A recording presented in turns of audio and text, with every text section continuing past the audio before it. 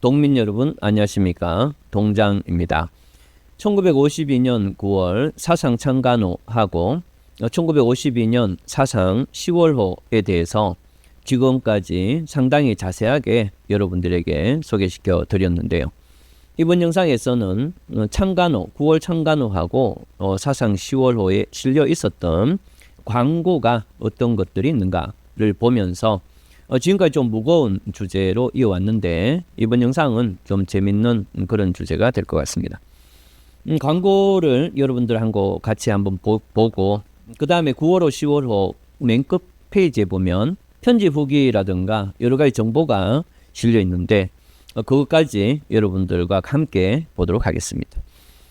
우선 이 창간호가 만들어질 때 축창간이라고 하면서 뭐 은행연합회 이런 것들이 있었는데 그런 것들은 일단 빼고 광고에 해당하는 것만 실었습니다. 제일 첫 번째 이 내용은 이 지금 광고 보시는 광고는 1952년 9월 창간호에 실려있던 광고인데요. 축창간 이렇게 적어놓고 신간 내외 서적 도산매 이렇게 되어 있습니다. 제가 한자를 읽거나 사용하지 않은 지가 꽤 오래돼서 읽는데 상당히 좀 자신감이 약간 떨어져 있습니다.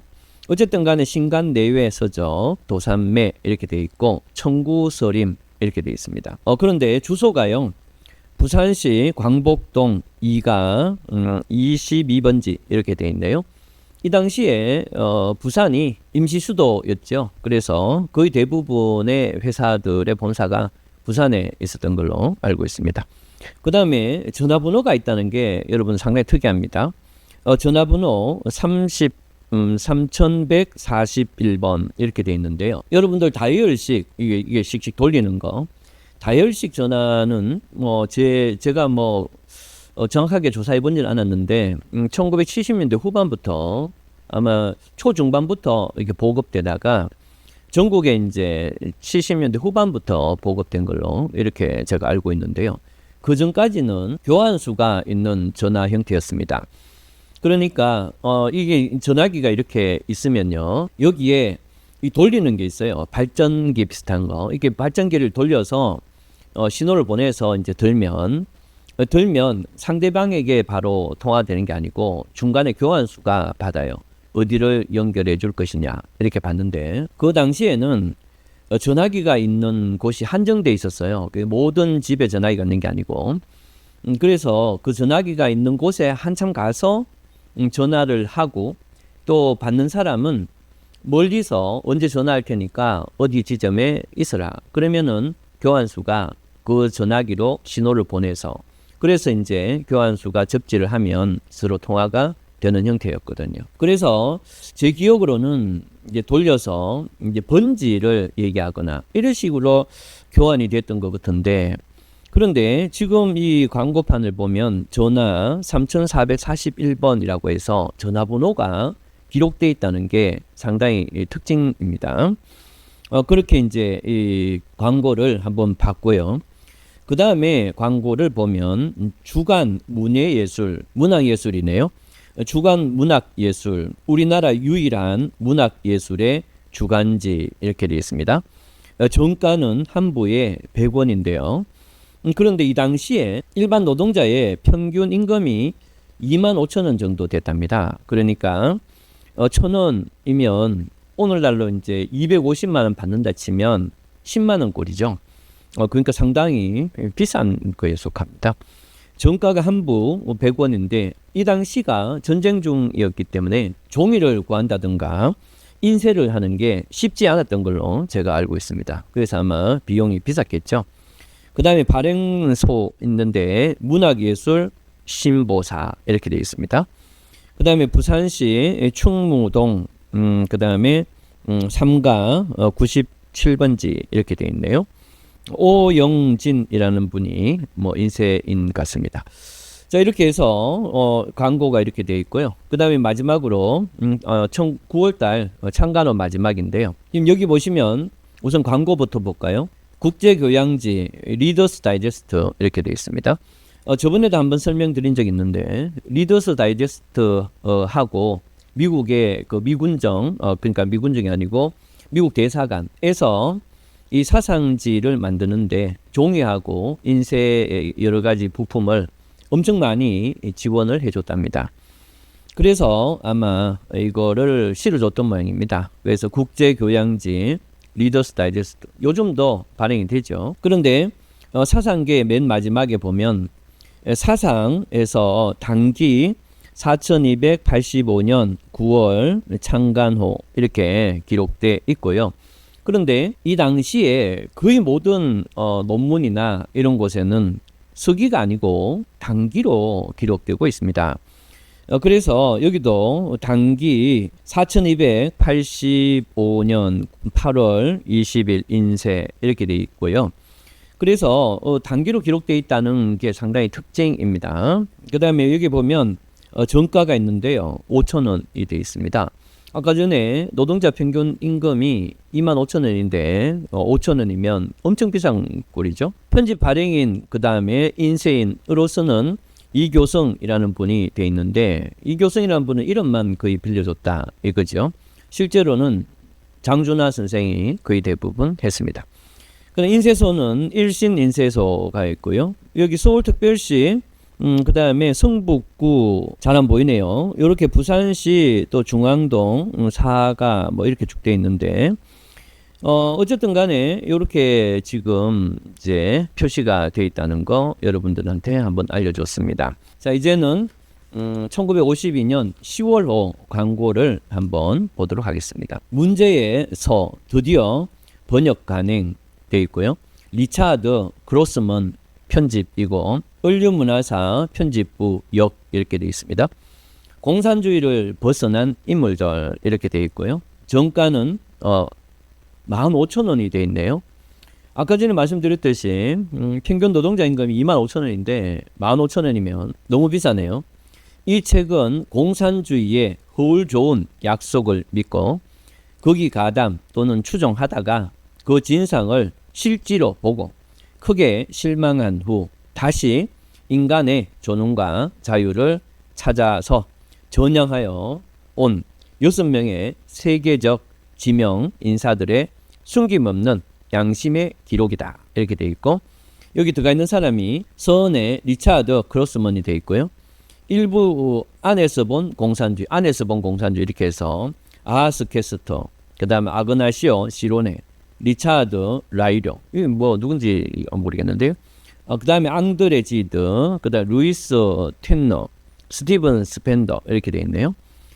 자, 그래서 이런 내용이 있다는 거고 부산시 광복동 1가 61번지 을류문화사 발행 이렇게 되어 있습니다. 여기는 전화번호가 없네요. 자, 넘겨보겠습니다. 그 다음에 이제 또 광고인데요. 문교부 장관 추천 과학세계 이렇게 되어 있습니다. 교육문화협회 편 중등 고등학교 부독본 이렇게 되어 있습니다. 요즘으로 치면 부교재 이렇게 사지요. 부독본 일반인의 과학교양서로 재미있고 유익한 과학 서적. 목차를 한번 볼까요? 제1권 이렇게 되어 있는데 원거리의 별들, 그 다음에 에네르기는 에너지의 일본식 표현이죠. 해방된 지 얼마 안 되고 맞춤법이 아직까지 확립이 안 돼서 이런 그 일본식 표현이 꽤 많이 보입니다. 눈에 보이지 않는 빛, 그 다음에 자석의 적용, 분자와 원자. X는 어떠한 것인가? 아마 X선을 뜻하는 거고요.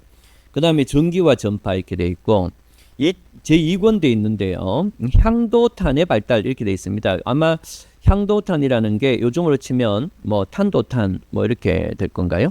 헬리콥터 이야기, 인조석유는 가능한가? 수열과학의 발달, 각막 이시술술. 와, 이게 그 다음에 추적 원자의 응용 이렇게 돼 있네요. 추적 맞나? 추적 맞네요. 그 다음에 세변기의 발달 이렇게 되어 있습니다. 값은 3,500원이고요. 제3권이 인쇄 중이랍니다. 그런데 특이하네요. 무슨 말씀인가 하면은 과학세계에 뭐 이렇게 쭉 광고하고 있는데 어디서 구입할 수 있다는 그게 전혀 없습니다. 주소도 없고 전화번호도 없네요. 특이한 광고네요. 그 다음에 대낮의 밤 이렇게 되어 있는데 다크니스 앳 눈 이렇게 되어 있습니다. 아스 캐슬러가 저작인데요. 강봉식이라는 분이 역했습니다.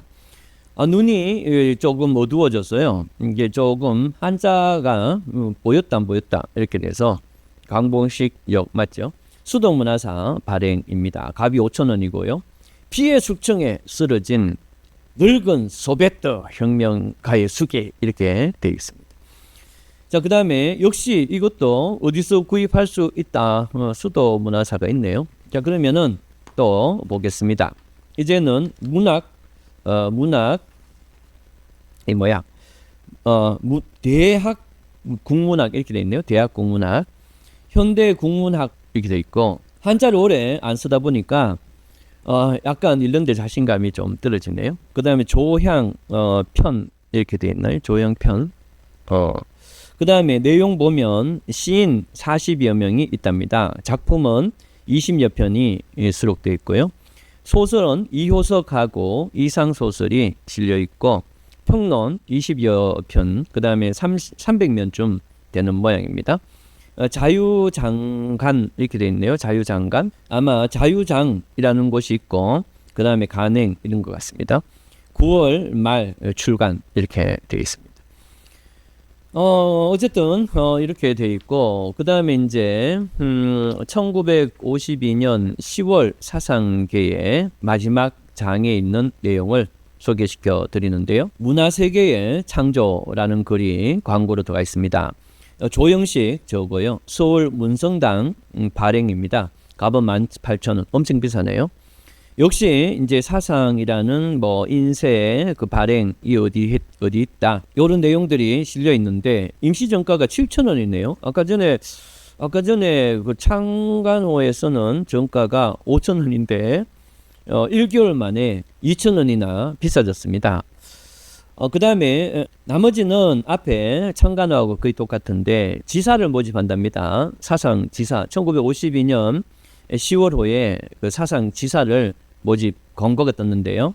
금반 본사에서는 부산을 비롯한 중요 도시에 지사를 설치 고조하오니 유의하신 분은 그 뜻이 있으신 분은 직접 본사로 이거 뭐야 문의하시오 이렇게 되어 있네요.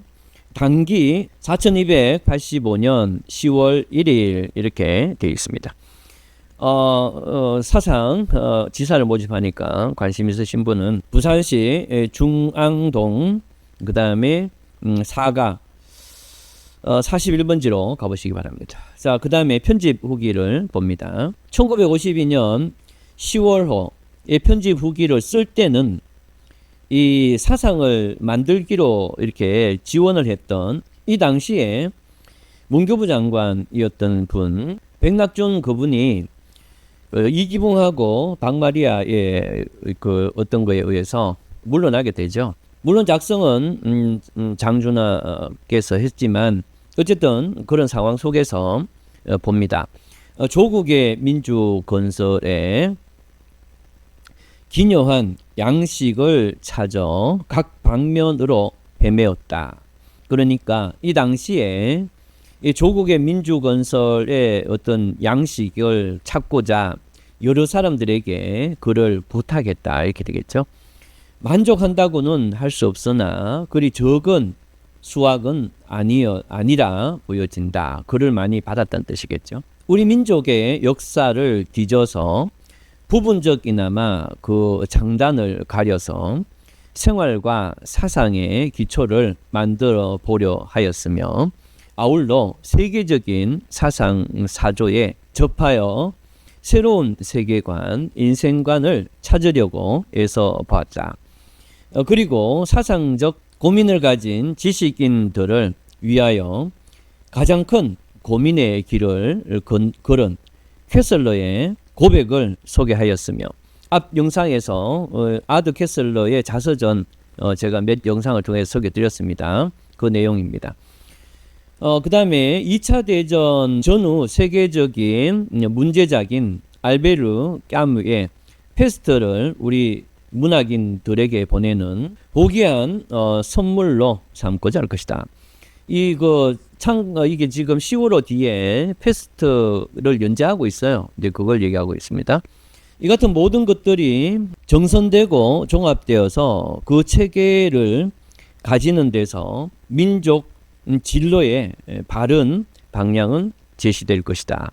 따라서 필자들로 하여금 맡은 바 과제를 충분히 해명 종합할 수 있도록 지면을 제한치 않고 제공하게 된 것이 본지의 특색이라 하겠다. 사실은 책이 창간호보다 10월호가 상당히 두꺼워졌어요. 이제 아마 그걸 뜻하는 것 같습니다. 애써 집필하여 주신 여러분들에게 사의를 표하여 예정됐던 몇몇 글들이 지면관계로 다 실려지지 못하였음을 미안스럽게 생각한다. 이렇게 되어 있습니다. 자, 창간호 52년 9월 사상 창간호하고 10월에 간단한 광고들하고 편집후기 한번 봤습니다. 다음 영상부터는 사상 11호에 있는 내용을 자세히 알려드리도록 하겠습니다. 감사합니다.